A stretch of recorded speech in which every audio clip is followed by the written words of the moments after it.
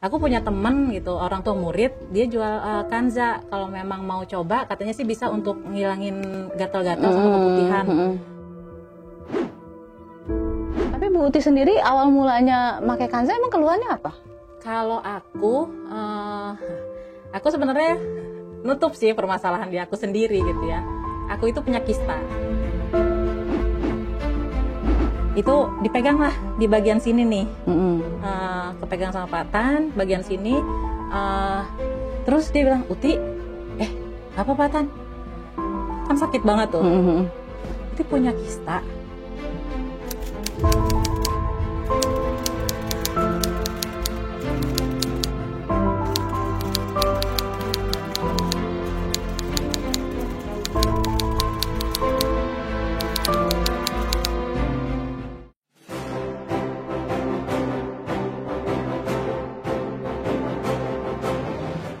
Hadiah jutaan rupiah atau grand prize umroh gratis, maka saksikan terus YouTube channel Ratu Kanza ini sampai akhir ya, karena di akhir segmen kita akan bagi-bagi hadiah yang sangat banyak sekali, dan tonton terus semua videonya, semua partnya sampai habis. Dah. Hai, Assalamualaikum Kanza Lovers, ketemu lagi dengan saya Eka Apriosa di YouTube channel Ratu Kanza. Karena wanita tidak hanya cantik, tapi juga harus mandiri dan menginspirasi. Nah, Kanza Lovers, kali ini saya kedatangan guru ngaji saya nih, Guru Tahsin yang ngajarin tahsin kami sekeluarga. Perkenalkan, cara. Halo, Assalamualaikum Bu Uti. Waalaikumsalam warahmatullahi wabarakatuh. Apa kabar? Alhamdulillah. Lama banget nggak ketemu ya Bu Uti ya?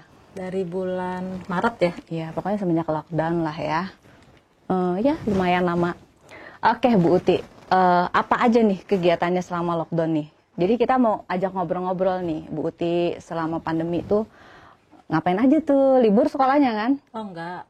Oh tetap jalan? Tetap PJJ kan? PJJ. Pembelajaran jarak jauh. Tapi kalau Sekolah Alam Indonesia itu pakai home based learning gitu ya. Jadi kita ada home program, home project gitu, kayak gitulah ya. Tetap melakukan pembelajaran secara virtual gitu. Jadi online, tapi memang lebih capek ya, karena kan depan laptop terus gitu ya seharian gitu. Jadi akhirnya harus kitanya harus kreatif nih untuk gimana caranya pembelajaran tetap berjalan gitu ya. Kan sebenarnya pada dasarnya pembelajaran itu kan bukan hanya secara itu aja ya, materi gitu ya. Tapi kayak misalnya kalau sekolah alam itu ada home program. Home program itu kan sebenarnya kegiatan dari setiap orang dari bangun tidur sampai mau tidur lagi. Nah, itu dimanai menjadi pembelajaran untuk dia gitu. Jadi misalnya kegiatan bangun tidurnya jam berapa sih gitu. Misalnya pada saat azan subuh gitu ya. Nah, yang dilakukan apa gitu. Biasanya yang dilakukan sholat sunnah sebelum subuh, terus sholat subuh, habis itu tilawah. Nah, itu menjadi rutinitas yang akhirnya menjadi habitnya dia gitu. Yang menjadi rutinitas yang dia lakukan sampai benar-benar mendasar di diri dia gitu ya. Kalau anak SD kelas 1, kelas 2 misalnya dikasih tugas di awalnya mungkin yang biasanya nggak melakukan apa-apa, misalnya dikasih tugas nyapu. Nah, itu kan home program tuh, bersihkan rumah, tapi dia dikasih tugas itu, amanah itu, yang itu akan menjadi rutinitasnya dia, yang menjadi habitnya dia, itu menjadi tanggung jawabnya dia gitu. Kayak gitu. Dan dengar-dengar juga untuk sekolah alam nih ya, sekolah alam sendiri itu Masya Allah banget ya, program pendidikannya. Dengar-dengar dari teman-teman yang nyekolahin anaknya di situ tuh benar-benar anaknya ini dididik mandiri banget gitu, dan dengan pola pendidikannya juga beda ya, kurikulumnya gitu kan. Kayak misalnya kalau misalnya ada acara kayak outdoor atau nginep-nginep gitu, camping atau apa gitu ya. Outfa ya namanya ya. Kalau SD Outfa, sama sih. Ke luar kota kayak gitu-gitu kan. Itu mereka misalnya 3 hari apa 5 hari itu mereka udah nyiapin satu kantong baju untuk pakai satu setel tuh, dari mulai luarannya, dalemannya, CD-nya kayak gitu-gitu tuh sampai satu setel. Itu emang diajarin di sekolah seperti itu ya? Iya, kita ngasih tahu juga sih di awalnya itu apa sih kebutuhan. Kalau kita kan sebenarnya ada tahapannya ya. Tahapannya dari TK, SD, kelas 1, kelas 2, kelas 3. Nah, biasanya itu kalau yang udah mulai outing jauh itu di kelas 3. Kelas 2, kelas 1 ya paling ke Bandung tapi pulang gitu ya, sore. Kelas 2 biasanya nginap 1 malam.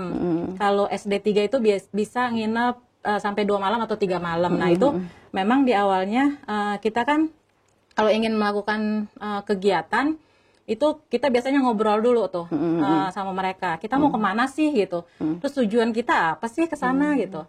Nah, itu ngobrol sama mereka, terus nanti kita mau belajar apa aja di sana gitu. Bahkan kita sampai melakukan simulasinya sebelum berangkat. Nah, terus untuk kebutuhan itu kita list, kita ajak ngobrol ke mereka. Kebutuhan kita apa sih gitu ya.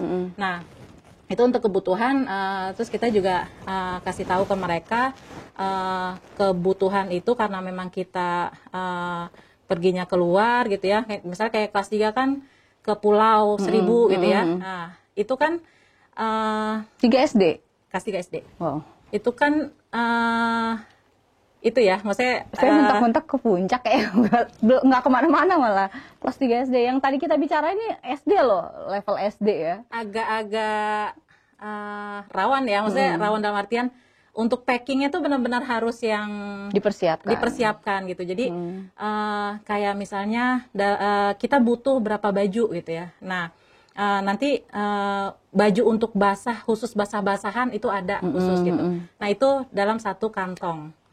Karena kalau nggak dalam satu kantong itu nanti akan repot, akan dia yang repotan. Kalau misalnya untuk sekali pakai itu satu kantong gitu kan. Jadi paginya satu kantong, sorenya satu kantong. Terus kita juga ajarin cara packingnya biar enggak Oh, pantesan. Soalnya kalau nggak diajarin cara packingnya itu bisa gitu kan. Nah, jadi emang diajarin cara packingnya. Jadi benar-benar sesuai perhitungan. Kalau misalnya kaosnya 1, celana 1, dalamannya underwearnya 1, jilbabnya 1 kalau perempuan gitu ya. Jadi pengumpulan barang sehari sebelum berangkat itu guru berperannya harus periksa lagi. Kalau dia bawanya lebih dari yang sudah kita sepakati, silahkan dibawa pulang. Oh gitu, nggak boleh bawa lebih. Karena kita udah memperhitungkan untuk ininya. Nah itu dia uniknya untuk sekolah alam ya nih Bu Tia. Dan waktu itu saya kenal Bu Uti tuh kapan ya Bu kita kenalan tuh? Tahun 2000 berapa ya? 17 atau 2018? Masa iya? Bukannya pas belajar ngaji itu aja? 2018 ya? Oh iya, 2018. Jadi pertama kali tuh kan saya tuh lagi pengen belajar ngaji lah, tahsin, minta tolong lah sama teman saya Mbak Santi. Terus diperkenalkan lah sama Bu Uti datang ke rumah. Dan ternyata Bu Uti juga adalah termasuk Kanza lovers loh. Seru ya. Itu gimana ceritanya tuh Bu Uti? Langsung maksudnya ternyata juga Kanza lovers gitu. Udah dari kapan? Itu udah lama. Tahun berapa ya? Lupa ya tahunnya. Waktu itu tahunnya dari orang tua murid. Lupa. Ya lah nggak usah disebut namanya. Dari orang tua murid gitu ya. Dan awalnya sih temen, waktu itu ngobrol-ngobrolnya juga salah satunya sih sama Bu Santi ya gitu. Jadi temen tuh ada yang punya keluhan, maaf ya, gatel-gatel gitu. Terus karena saya dapat cerita dari Bu Santi dan orang tua murid, sebutin aja ya Bu Irma gitu ya, pernah cerita tentang Kanza gitu. Akhirnya saya kasih tahu gitu ke temen, mau coba gak?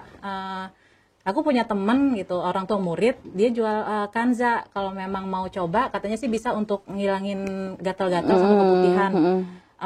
Karena ngelihatnya gitu, kasihan gitu ya sampai. Tapi pada dasarnya sebelumnya udah kenal sama Bu Irmanya? Udah kenal? Udah kenal. Oh. Karena memang orang tua murid kan. Akhirnya dia mau coba, ya tanya-tanya tuh sama Bu Irma tentang Kanza. Dikasih tahu sama Bu Irma, dijelasin. dari A sampai banyak lah, pokoknya dapat ilmu perkanzaan itu dari Bu Irma gitu ya. Sampai akhirnya Bu Irma menawarkan jadi member gitu. Jadi member aja deh Buti gitu. Biar ini nih gitu, maksudnya biar Buti jualan aja kan. Memang sih saya tuh terkenal yang Pak lu gak ada gitu ya, apa lu butuh gue ada gitu. Jadi saya nggak main di satu barang. Jadi awalnya sih ya walaupun nggak dapat keuntungan gitu ya, tapi awalnya kalau ada teman yang butuh apa, terus teman punya produk apa, saya cuma mengarahkan ke sana. Walaupun saya nggak dapat keuntungan secara materi, tapi saya punya kepuasan tersendiri gitu, bisa bantu orang. Nah termasuk sama Kanza ini gitu. Awalnya itu, terus saya mau beli ke Bu Irma kan, tapi Bu Irma menawarkan member ya, ada saya terima, walaupun kata Bu Irma, tapi minimal pembelian 100, wow, dari mana ya modalnya gitu. Ya, tapi waktu itu minta waktu sama Bu Irma, Bu Ir kalau sekarang aku nggak ada duitnya gitu, karena memang duit tuh kan duitnya diputar terus ya gitu, masih ada yang belum masuk gitu. Ya udah aku kasih waktu 2 minggu kata Bu Irma, ya boleh gitu. Ya udah, jadi sambil dikasih waktu 2 minggu itu, maksudnya barang duluan, bayarnya 2 minggu kemudian. Waktu itu terus aku bilang, aku adanya segini, boleh gak aku transfer yang segini dulu? Nggak usah, nanti aja sekalian gitu. Aku khawatir malah tercecer gitu. Oke gitu, ya udah. Akhirnya barang duluan tuh aku sambil jualin. Sebelum 2 minggu alhamdulillah sudah bisa transfer ke Bu Irma ya gitu. Karena itu lumayan cepat penjualannya. Waktu itu hampir 2 minggu itu udah terjual 43. Nah, terus kebetulan juga ada teman juga yang dia minta, Ti boleh gak ngejualin gitu. Tapi gue dapet untung juga dong gitu. Ya boleh gitu kalau memang mau gitu. Nah, karena memang prinsip saya itu, saya nggak akan bisa menjualkan semua kalau tanpa bantuan orang lain lah. Ya walaupun nggak bisa jualin sendiri lah gitu. Pasti kan masih ini, dan nggak adil juga gitu kalau itu dia yang ngejualin dari linknya dia, terus dia nggak dapat apa-apa, cuma saya doang yang dapat keuntungan. Nggak banget lah gitu ya buat saya. Jadi nggak apa-apa lah untung sedikit ini. Nah ternyata dari situ lumayan tuh. Sampai ke Sukabumi gitu ya, terus ada juga sampai yang dikirimnya ke Kalimantan gitu ya dari teman itu gitu. Nah alhamdulillah sebagian besar sih cocok gitu. Tapi Bu Uti sendiri awal mulanya pakai Kanza emang keluhannya apa? Kalau aku sebenarnya nutup sih permasalahan di aku sendiri gitu ya. Aku itu punya kista. Nah waktu itu pas ngobrol sama Bu Irma itu menjelaskan tentang kista gitu. Aku agak tertarik ya gitu. Daripada aku disuruh operasi gitu kan, karena beberapa kali aku ada masalah kan, kalau haid itu sakit yang ini. Nah akhirnya temen tuh bilang, Mbak coba deh Mbak periksa, kok keluhanmu sama ya sama gue gitu. Hah? Aduh jangan, enggak gitu. Jadi aku selalu yang enggak. Nah, akhirnya coba periksa, ternyata memang ada kistanya. Berapa senti, Bu? Waktu itu berapa ya? Enggak terlalu besar sih, masih yang ini. Nah, perasaannya waktu tahu ada kista gimana tuh? Kaget lah. Sedih ya? Jadi agak-agak karena disaraninnya gitu. Kalau ini kan kalau rumah sakit gitu ya, kalau dokter dioperasi aja gitu. Nah, jadi saya nggak pernah mau lagi tuh ke dokter. Bahkan konsultasi ke dokter itu juga udah enggak lah gitu, enggak. Nah, sampai akhirnya waktu itu saya pernah naik kegiatan sekolah juga, naik gunung. Kaki saya jatuh lah ya, terpleset gitu ya. Sampai akhirnya kaki kanan ligamennya putus yang ankle. Itu di situ kan ada sekitar 17 sampai 18 ligamen ya. Itu putus 3 gitu ya. Terus juga tempurungnya ligamen apaan ya? Ligamen tuh kalau kayak kita makan daging ayam, antara urat-uratnya itu ya? Ada yang urat-urat itu kan, yang putih-putih, nah itu kayak gitu. Nah itu putus 3 saya, ligamen yang bagian itu bisa nyambung lagi? Enggak, tapi numbuh baru? Ya kalau ada treatment, kalau di rumah sakit kan fisioterapi itu ya gitu. Saya beberapa kali fisioterapi itu selama berapa bulan gitu ya. Ternyata kadang masih suka kambuh. Nah waktu itu saya pernah sakit, Jadi sama teman saya itu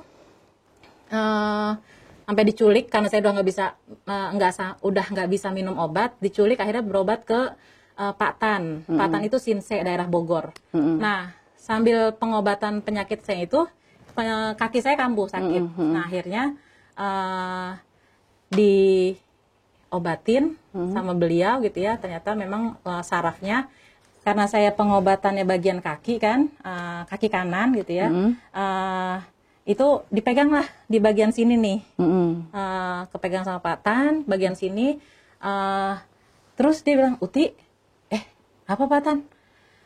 Kan sakit banget tuh, Uti punya kista, aku cuma gitu doang,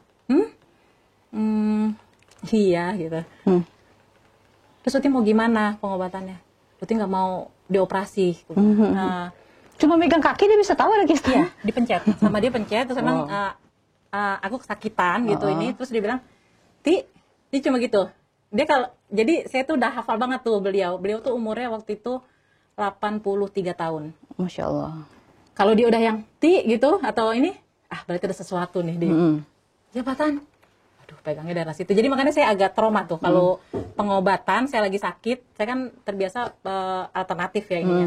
Kalau udah ada bagian situ, kalau orang udah yang saya boleh pengen, tuh saya dikenalin. Masih ada? Beliau wallahu alam ya, mungkin udah lama nggak ketemu. Nah itu dia bilang, ini kista Ti, ini udah membesar loh Ti gitu. Jadi waktu itu kata dia membesar. Saya nggak mau periksa lagi, jadi cukup sekali aja lah gitu. Itu sebelum pakai Kanza tuh? Sebelum. Terus gimana ya Pak Tan itu? Uti nggak mau operasi gitu, nggak usah dioperasi gitu.